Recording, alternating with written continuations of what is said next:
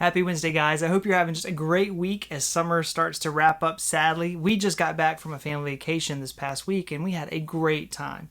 One day of our vacation was spent in Hollywood Studios at Disney, and I got to fully embrace my inner nerd as I spent most of the day actually in Galaxy's Edge, which is the Star Wars themed land there at Disney, and I had so much fun. Rylan and I were able to build custom lightsabers together, which was just a super memorable experience for both of us and super special.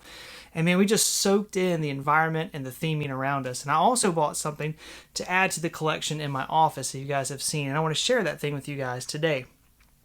Here it is.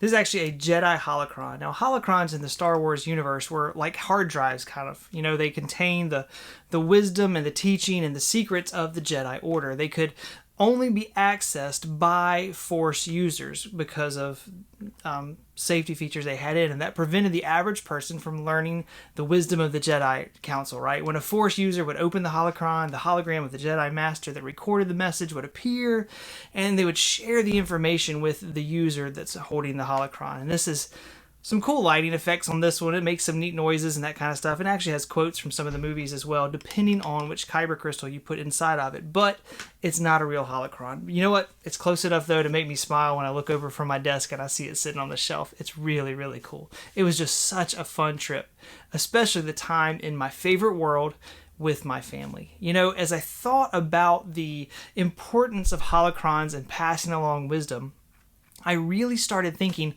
about how we as believers pass on wisdom to others. You know, it'd probably be a whole lot easier if we had a holocron that we each received when we were saved, containing all the answers and all the wisdom from all the believers that have gone before us.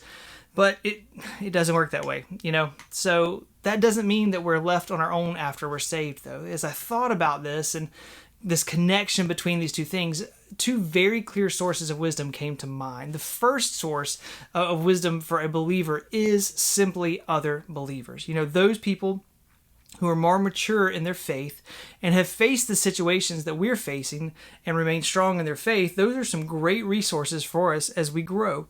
In Titus chapter 2, we read this. It says, "These older women must train the younger women to live quietly, to love their husbands and their children, and to be sensible and clean-minded, spending their time in their own homes, being kind and obedient to their husbands, so that the Christian faith can't be spoken against by those who know them. And in the same way," here's the other side of it, "urge the young men to behave carefully, taking life seriously. And here you yourself must be an example to them of good deeds of every kind. Let everything you do reflect your love of the truth and the fact that you are indeed earnest about it." Paul was encouraging Titus to train up the older generation of believers to live a life that reflects Christ, and then to in turn pass that knowledge and that application down to the younger generations, to those that were new in the faith. And guys, we have a lot to learn from those that are older than us, also from those that are more mature spiritually than us. Don't neglect the wisdom of other believers. You can avoid a lot of trials in life when you listen to their advice. Another great resource from wisdom is probably where your mind went when I first kind of proposed that question. And that's Scripture, guys. We have so much encouragement in Scripture and so many examples of what to do and what not to do in any given situation. You know, I love how Jesus spoke so often of the heart issues of matters in the New Testament and not the specific instances that were brought to him that they were trying to get an answer for, right? By teaching about heart issues and not specific situations, Jesus has left us an extensive record of how to honor God with our lives. 2 Timothy 3 tells us this, "But you must keep on believing the things that you have been taught. You know they are true, for you know that you can trust those of us who have taught you. You know how, when you were a small child, you were taught the Holy Scriptures. And it is these that make you wise to accept God's salvation by trusting in Christ Jesus."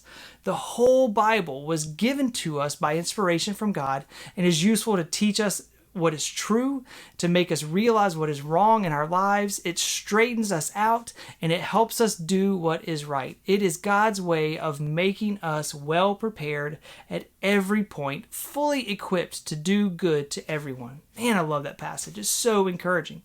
Both Scripture and the counsel of other believers are both excellent sources of wisdom for growing Christians. We don't have to have some kind of ancient artifact or anything to teach us the way to live. Instead, guys, we just have to plug into the great resources that God has already given us. Plug into the great helper and the Holy Spirit and let him guide you. I hope you guys have had just a great week. Don't neglect your sources of wisdom in your life, and we'll see all you guys real soon.